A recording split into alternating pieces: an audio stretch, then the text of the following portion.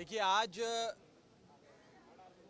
लगभग 65 राज्यसभा के सांसदों ने मणिपुर पे चर्चा का नोटिस दिया और ये कहा एक लंबी और एक विस्तार से मणिपुर पे चर्चा सदन के भीतर हो।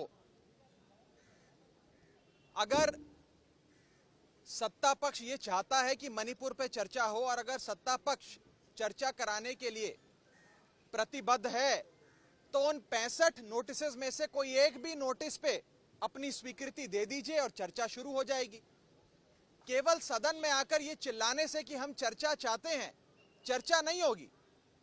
65 नोटिस शायद आज तक भारत के संसदीय इतिहास में, राज्यसभा के इतिहास में 1952 से लेकर आज तक पहली बार इतनी बड़ी संख्या में सांसदों ने 267 का नोटिस दर्ज कर कहा कि हमारे देश का एक अभिन्न अंग, हमारा एक बहुत ही महत्वपूर्ण बॉर्डर स्टेट मणिपुर जल रहा है, मणिपुर के विषय में चर्चा हो।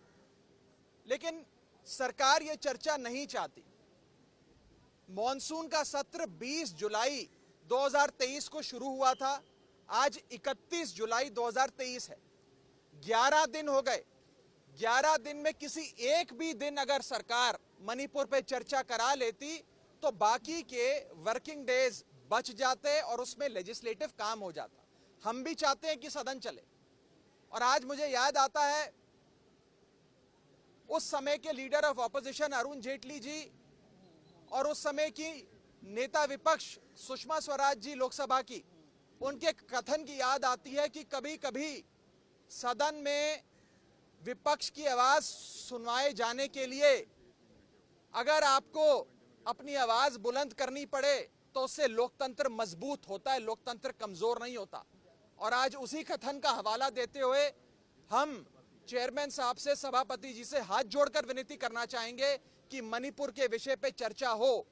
और जब जब एक विस्तार से लंबी चर्चा होती है, संसदीय कन्वेंशन ये कहता है कि देश के प्रधानमंत्री जी आकर उस बहस में हिस्सा लेते हैं। जैसा कि अभी बताया गया, देश के कई प्रधानमंत्री सदन के भीतर आकर इस विषय पे जब भी रूल 267 के हिसाब से बहस हुई है, सदन के भीतर आकर उन्होंने अपना वक्तव्य दिया है। जवाहरलाल नेहरू जी से लेकर डॉक्टर मनमोहन सिंह तक तमाम प्रधानमंत्री सदन के भीतर आए और अपना वक्तव्य दिया। इसीलिए हम चाहेंगे कि as head of the government honourable prime minister भी पार्लियामेंट में आए। दोनों में से जो सदन उन्हें पसंद है, लोकसभा पसंद है तो लोकसभा, राज्यसभा पसंद है तो राज्यसभा, दोनों में से किसी भी सदन में आकर मणिपुर पे अपनी बात रखें और सरकार क्या कदम उठाने जा रही है इस विषय से पूरे देश को अवगत कराएं।